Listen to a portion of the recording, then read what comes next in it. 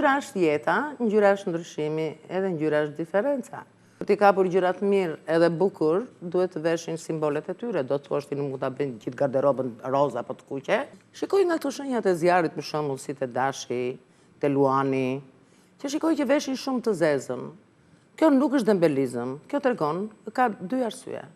Një që është dembel për të ndryshuar veprimet, dhe tjetra është frikacak. Një ngjyrë e stilit të tyre ose shenjave të tyre i jep atyre diçka dominante.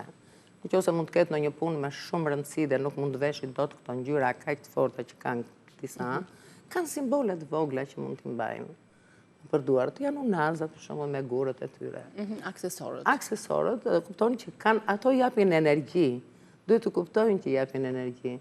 Ngjyra luan një rol të jashtëzakonshëm, njësoj si datat e lindjes. Këto janë ndryshimet që bëjmë dhe këto janë energjitë që ne marrim, që na bëjnë më dinamik, më fort, më sharm, më mirë, gjitha rastet. Çdo shenjë e ka forcën dhe fuqinë pikërisht në muajin e vet. Ai muaj është dinamik, ai është muaj që përshkruan diellit këtu, që të jep ngjyrat e tua, si nata dhe dita.